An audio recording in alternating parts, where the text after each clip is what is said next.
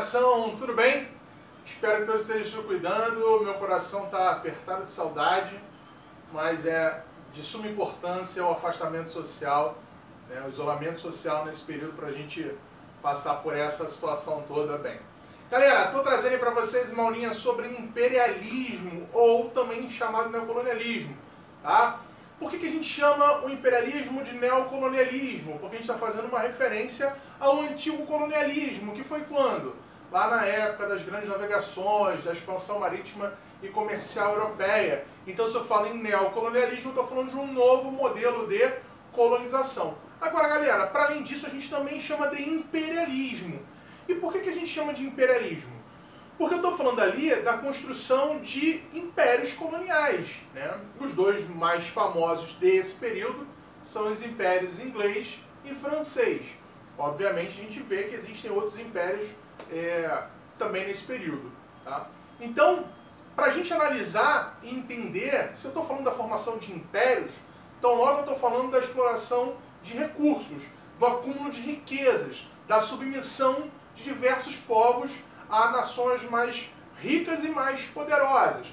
Poderosas no plano político, no plano econômico e, sobretudo, no plano militar. Por isso conseguem sustentar os seus poderes. Quando a gente fala desse processo aqui, eu estou falando de um processo que, ao contrário do que ocorreu, por exemplo, lá no antigo sistema colonial, lá no antigo colonialismo, onde basicamente apenas as nações europeias conduziram esse processo inteiro, aqui a gente vai ter, por exemplo, Estados Unidos entrando aí como uma força colonialista. A gente pode falar também do próprio Japão, e a gente fala de um processo de colonização que é muito mais amplo, né? É um processo de colonização que envolve a América Latina, é um processo de colonização que envolve a África, que envolve a Ásia e que envolve a Oceania também, tá? Obviamente, de formas distintas. A gente vai ver que existem três formas aí desse modelo de colonização. Agora, por quê? Simplesmente se acordaram do dia assim e falaram assim, ah, pô, vou tomar um café da manhã e eu acho que eu vou ali dar uma colonizada? Não, não é assim, né? De novo, galera, todo vídeo eu falo isso, em história tudo é um... Isso aí, eu sei que você pensou, processo. Então, as transformações que ocorreram no século XIX conduzem essas nações a esse processo de imperialismo ou neocolonialismo.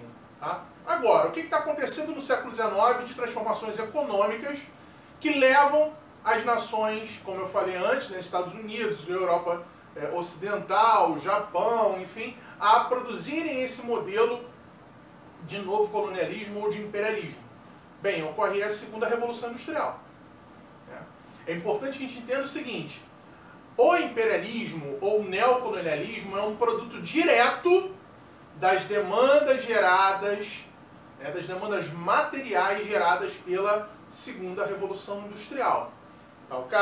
Então é importante que a gente diga isso. Vamos lembrar um pouquinho, só resgatar um pouquinho da segunda Revolução Industrial. Quando eu falo de segunda Revolução Industrial, eu estou falando daquele modelinho lá que introduziu o Taylorismo, introduziu o Fordismo no sistema produtivo, né? A produção ficou muito mais dinâmica, muito mais rápida, muito mais lucrativa, massiva. Em contrapartida, cria um trabalhador alienado, apenas especializado, muito mal remunerado. Tá? Então eu estou falando de um período onde essas nações que passam por esse processo de segunda Revolução Industrial são nações que estão num grau de enriquecimento cada vez maior e que vão buscar, obviamente, uma série de questões para ampliar essa lucratividade. Agora é óbvio, né, galera? Isso acaba virando alvo de disputas. Assim como você tinha lá no antigo colonialismo as disputas por território, né, e que motivavam muitas vezes guerras ou acordos, aqui vai ser a mesma coisa. As nações europeias, especialmente as nações europeias nesse sentido, vão disputar entre si as colônias, em especial, de novo, na África.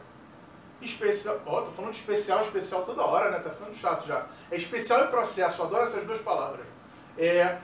Porque você tem na África ali uma quantidade de recursos naturais, né, que eram fundamentais para tudo que ocorria ali durante a segunda Revolução Industrial, para aquilo que era produzido durante a segunda Revolução Industrial, era necessário para você ampliar essa produção. Bem, fatores e objetivos, a ideia de ampliar o mercado consumidor. Galera, lá na frente, em 1929, a gente tem a grande crise do sistema capitalista, né, a maior crise que o sistema capitalista já viveu. Outros falam que a crise de 2008 foi parecida, semelhante, enfim. Mas ninguém fala, por exemplo, que no século XIX você também teve uma crise de superprodução. E por que isso? Lembra que eu falei um pouquinho mais cedo? Você tem a introdução do sistema taylorista e do Fordismo, especialmente, no processo produtivo. Então eu estou produzindo cada vez mais rápido e cada vez em maior quantidade. Ora, você tem um gargalo nisso daí, né? Chega um dado momento que você não consegue absorver. E, obviamente, você tem ali uma produção cada vez mais massiva desses produtos. Bem, então uma das ideias, né, desses países imperialistas, e é importante compreender que a burguesia desses países está aliada a esses estados nesse processo de exploração, né, e financiam, em muitos casos, esse processo de exploração nessas novas colônias, porque existia um interesse e um desses é ampliar o mercado consumidor. Existia ali a intenção, a ideia.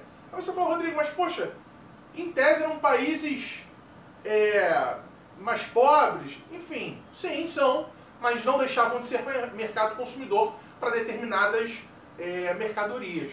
Então, um dos objetivos era, sim, a obtenção de mercados consumidores. Agora, para além disso, eu estou querendo mercados produtores de matéria-prima, e matéria-prima barata. Pô, o quê? Carvão, ferro, cobre, petróleo, enfim, borracha, tudo aquilo que está envolvido nessas demandas materiais da segunda Revolução Industrial. Ao passo que eu não necessito, né, mas que eu quero cada vez mais produzir mais barato, não porque eu vou baratear no preço final para o meu consumidor, mas porque eu vou aumentar minha margem de lucro, eu quero também encontrar mercado consumidor. Agora, para além disso, eu quero também um local onde eu possa investir excedente de capital, de dinheiro. Porque eu continuo ganhando muita grana. Então eu quero expandir e investir em outros locais que não passaram por esse processo para ganhar mais dinheiro. Não porque eu quero que esses locais se desenvolvam economicamente. Não existia essa concepção. Por mais que nós vamos ver já, a justificativa desse processo, né, seja encarado como algo divino, né? Mas o que motivava, na verdade, essa galera era a intenção de aumentar a possibilidade de ganhar mais dinheiro. Rodrigo, mas, caramba, tá, eu até entendo que a burguesia queira isso, mas os estados, sim, também, por que não? Porque eu estou falando aí também de aumento da arrecadação de impostos, eu estou falando do aumento do poder político, de influência desses países. Beleza? Lembra, galera? Quando eu falo dessas nações, da transição do século XIX para o século XX, eu já falo de nações que são guiadas pela ideologia do liberalismo. Ou seja, eu já falo de nações que são guiadas por estados onde a classe social dominante é a burguesia. Então, o Estado e as suas medidas, as suas políticas, são guiadas ideologicamente por aquilo que guia a burguesia, ou seja, os princípios do liberalismo. Tá? Ó, não estou fazendo julgamento de mérito, só estou expondo aí o que de fato acontecia à época, beleza? Além disso, mão de obra barata, né, galera? Vamos lá. Eu quero aumentar minha lucratividade, então nada melhor do que uma mão de obra barata, ou quem sabe uma escravidão, né, para impor ali uma margem de lucro cada vez maior.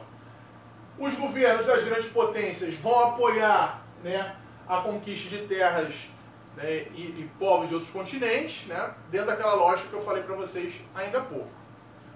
Bem, só tem um problema nisso. Qual é o problema? Todo mundo quer. E tem dois países que até 1870 e 1871 não existiam enquanto países unificados. Enquanto todas essas outras nações, né, europeias já haviam passado por um processo de formação dos seus estados nacionais, desde lá do século XIII, XIV, na verdade, até o século XVIII, tem um que no século XIX, na verdade, dois que no século XIX se formam. A Alemanha e a Itália. E aí, em especial, a Alemanha já nasce muito forte. Desculpa, gente. A Alemanha já nasce muito forte economicamente. Vamos lembrar que, né, que é toda aquela condução do processo de formação do Estado alemão, lá pela Prússia, a criação do Zollverein, da zona, né, aduaneira, onde você tinha uma ampliação do comércio. Enfim, você já tem uma Alemanha que nasce muito forte, que fala o seguinte: olha, eu quero entrar nessa brincadeira aí também. Eu quero uma colôniazinha para explorar, né? Eu quero obter aí esses recursos naturais, porque eu também quero ampliar a minha indústria. E a Itália também vai a reboque dessa coisa toda. Então, para resolver isso, e para resolver as disputas que já existiam entre essas nações, convoca-se a Conferência de Berlim, que dura aí entre 1884 e 1885. Bem, para você resumir, né, quando te perguntam, pô, o que aconteceu lá na Conferência de Berlim? Definiram a partilha da África entre as nações europeias. Ponto. De fato, essa é o marco central. É aquilo que de fato define a Conferência de Berlim. Agora, foi só isso? Não. Olha para cá. Além de aquilo que eu falei, que foi convocada para atender a demanda da Alemanha e da Itália, e de definir a partilha da África entre as nações europeias, vai estabelecer as fronteiras artificiais. E aí esse é um dos grandes problemas que você tem no continente africano durante todo o século XX. Quando, após a Segunda Guerra Mundial, você tem um crescimento dos movimentos de descolonização.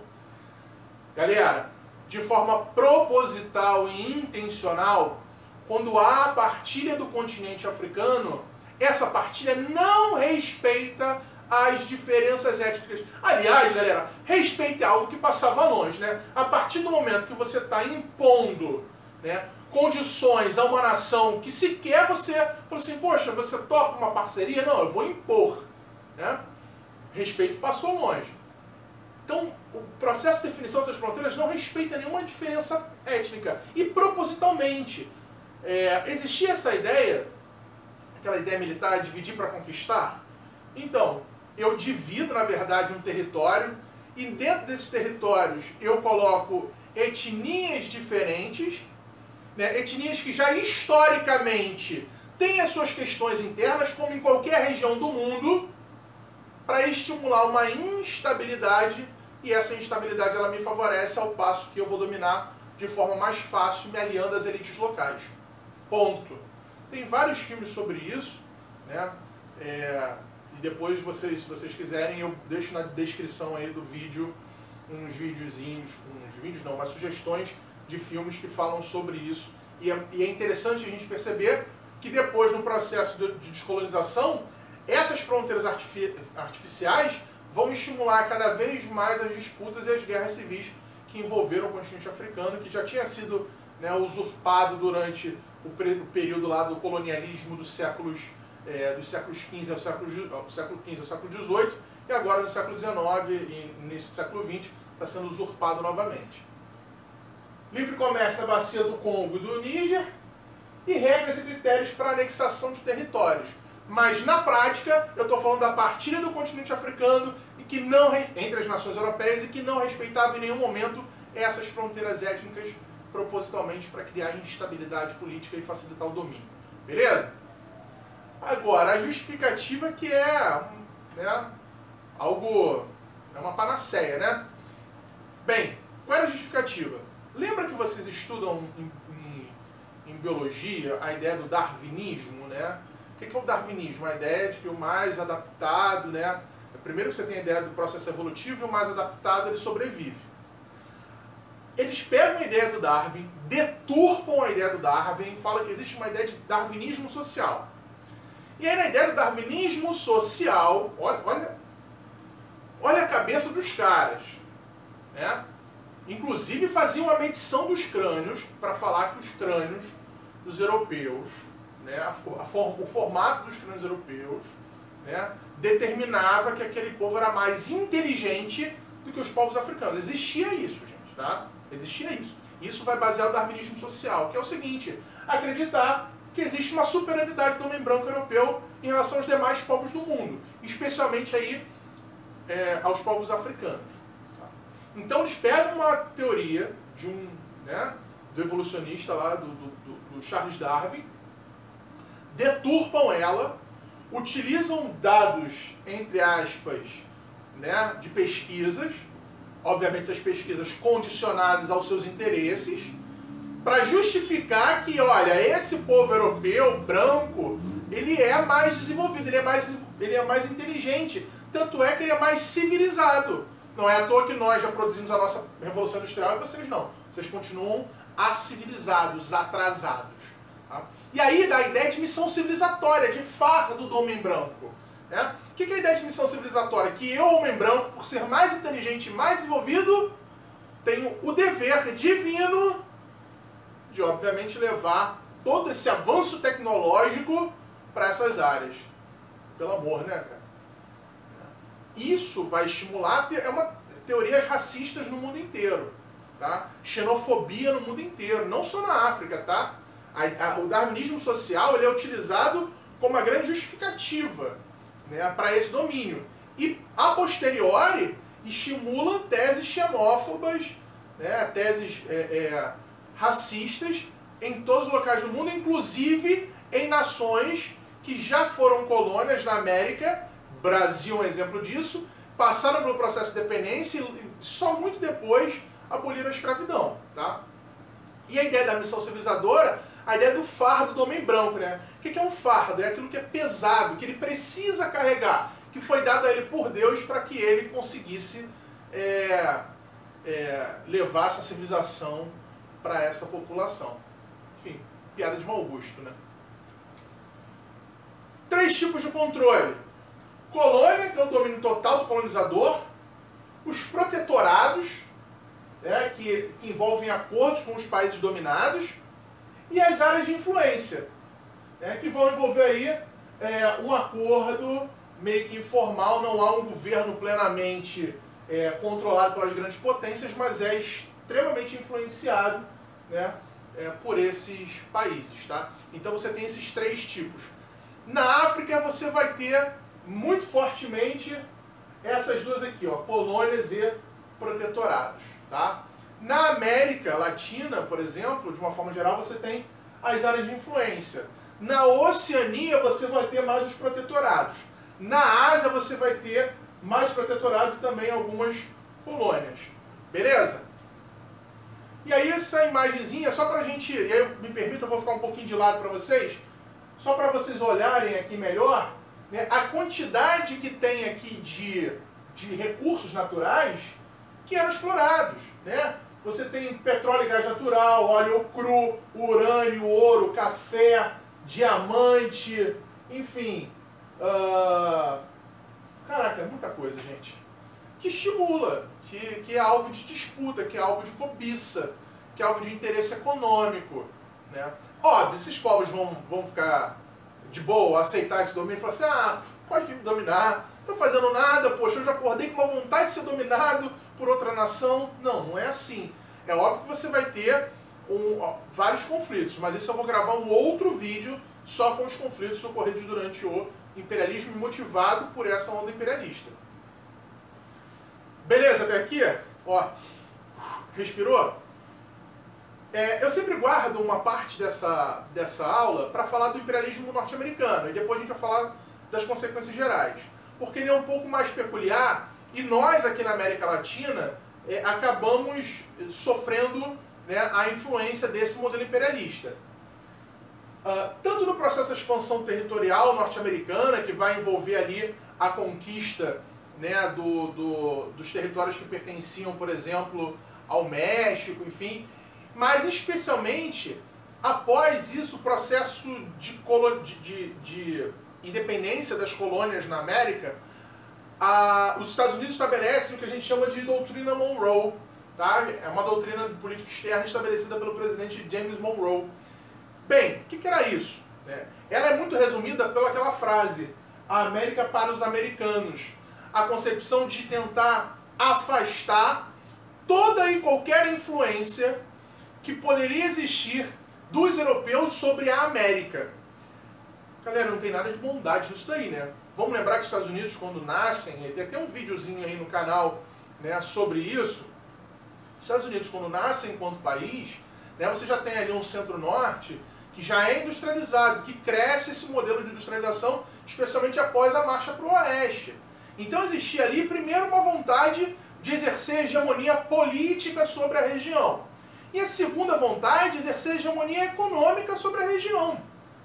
Então a ideia da doutrina Monroe é isso. A América para os americanos não é aquela coisa romântica da liberdade. É a ideia de fato, olha, o europeu, não se mete aqui não, que aqui é meu território, aqui é meu quintal. Beleza? E depois o corolário Roosevelt, tá? Lá no final do século XIX, início do século XX, 1904, me desculpe se eu tiver com a data errada, mas enfim, é nesse iniciozinho do século XX, pelo presidente Theodore Roosevelt. Tá?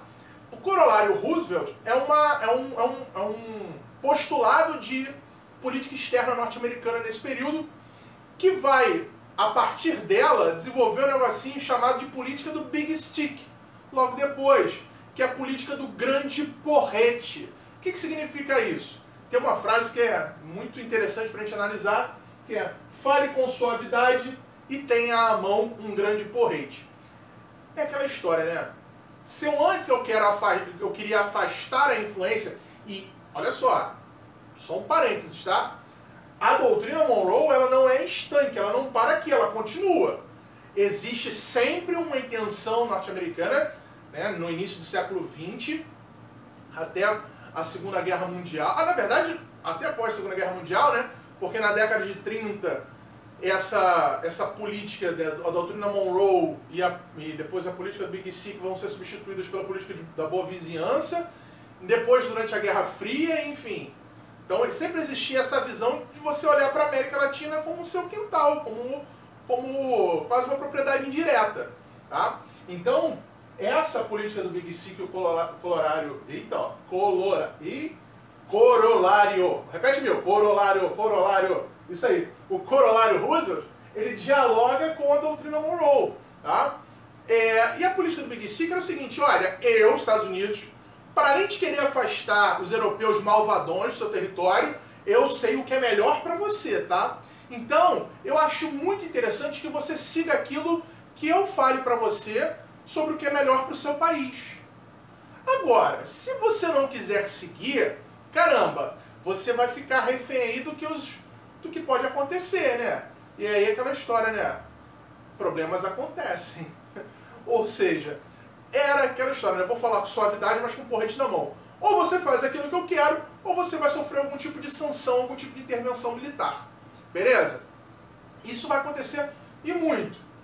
Bem, como é que foi caracterizado tanto o corolário Roosevelt, desculpa gente, tanto o corolário Roosevelt quanto a política do Big Stick? Na construção do canal do Panamá, que começa com os franceses, mas os franceses são obrigados a largar a construção, quem assume a construção são os Estados Unidos, depois de construir, falou assim: esse canal é meu, eu que vou explorar. Né?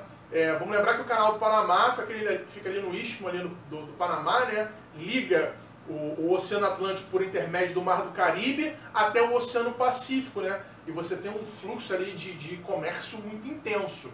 Tá? E você vai ter uma exploração exclusiva norte-americana desse canal até início aí do século XXI.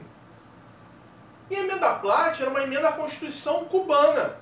Vamos lembrar que Cuba, até a Revolução Cubana, era um paraíso paradisíaco, né? Paraíso paradisíaco, né? Ficou pleonástico isso, né? Mas tudo bem. Era um paraíso para a população classe média, classe e elite econômica norte-americana que ia lá para Cuba para passar férias, enfim, sempre teve governos que eram colaboracionistas. E a emenda Platt era uma emenda à Constituição cubana que permitia a intervenção norte-americana no seu território quando os interesses mútuos entre os países, ou seja, entre Cuba e entre os Estados Unidos, fossem ameaçados. Ou seja, é uma subserviência, né? A partir do momento que você bota na tua Constituição, a sua Carta Magna, a lei máxima do país, a permissão que outro país possa intervir no seu, você está sendo submisso a ele. Tá? Isso, obviamente, acaba lá quando você tem a Revolução Cubana. Galera, para a gente encerrar esse videozinho, depois eu vou fazer um outro vídeo sobre as guerras e os conflitos do imperialismo, tá? Quais são as consequências gerais? A primeira, e muito óbvia, e que condiciona a economia desses países, né, para serem países que nós chamamos primeiro de países subdesenvolvidos, depois você tem aquela alteração na nomenclatura, né, países em desenvolvimento ou emergentes, e outros são países periféricos, vai ser justamente a desestruturação dos sistemas produtivos locais. Você desestrutura os sistemas produtivos locais, você impõe aquilo que você quer, né, de forma violenta, né, com a ideia da missão civilizadora, né, no caso lá da África e com dos europeus, enfim, com a ideia central de ganhar dinheiro. Né, e não importa se você tem ali desenvolvimento da economia local, o que importa é desenvolver a economia desses países, no caso dos europeus. Uma imposição cultural brutal, inclusive no próprio idioma, né? Você vê países como, por exemplo, a própria Índia, né? Que um dos idiomas oficiais é o inglês. Então você tem uma imposição cultural muito brutal, muito forte. Aliás, essa imposição cultural, que também é acompanhada de genocídio da população nativa, ela é cruel. A Bélgica, por exemplo, que era uma possessão pessoal do rei Leopoldo II, foi talvez o local onde você teve as questões mais desumanas do imperialismo, né?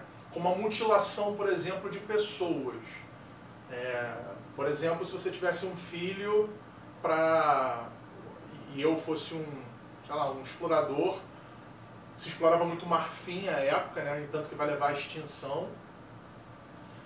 Por exemplo, para impor que você explorasse uma determinada quantidade e você não explorasse, não trouxesse para mim, eu poderia mutilar o seu próprio filho. Se você fosse pego roubando comida, desculpa, idem. Fora os zoológicos humanos, né? Muitos desses congoleses foram retirados dos seus países e foram levados para a Bélgica, expostos, né, e alimentados tal qual animais são no zoológico. Se os animais no zoológico já para nós já é algo que tende ao absurdo, você imagina então seres humanos. Né? Essa é uma das facetas mais cruéis que o imperialismo teve, beleza?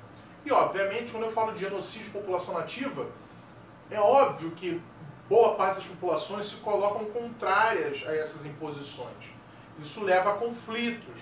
E aí a superioridade bélica desses países europeus acabava por levar a um genocídio, e além, não só o genocídio físico, mas cultural dessas populações. Fome endêmica e miséria crônica, né? E isso a gente vê, né, quando a gente estuda a história do continente africano no século XX, as consequências do imperialismo como são ainda hoje sentidas, por mais que você tenha tido em muitos países, né, um certo desenvolvimento, mas ainda hoje você tem países que sofrem com isso, que sofrem hoje, por exemplo, com grupos fanáticos religiosos, né, como o Boko Haram, como a própria Al-Qaeda, são grupos militarizados e impõem sérias restrições. Você tem imensos campos de refugiados nesse continente, enfim. A proliferação de algumas doenças, dentre outras coisas que vocês já devem estar cansados de saber, né? Agravamento dos conflitos regionais, submissão das regiões dominadas, né? Já falamos sobre isso. Obviamente o desenvolvimento das nações industrializadas, são elas que de fato são as únicas a lucrarem com isso.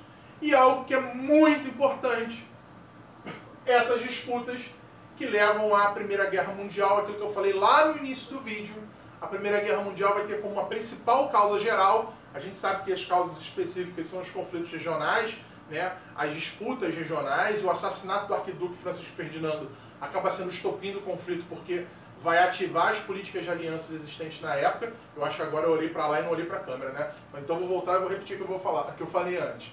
A gente vai ver, por exemplo, que o assassinato do Francisco Ferdinando acaba ativando as políticas de alianças, né, que foram articuladas dentro dessa lógica das rivalidades regionais, mas a causa geral vai ser justamente essas disputas entre as nações imperialistas e acabam conduzindo o mundo à Primeira Guerra Mundial, chamada também de a Grande Guerra, que a gente vai gravar um vídeo depois. Beleza, gente? Espero que todos vocês tenham gostado.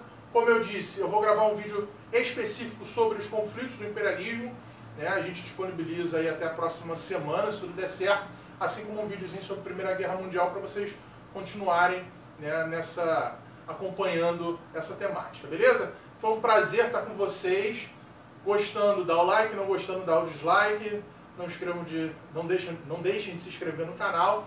E nos vemos em breve, morrendo de saudade. Grande beijo, tchau, tchau.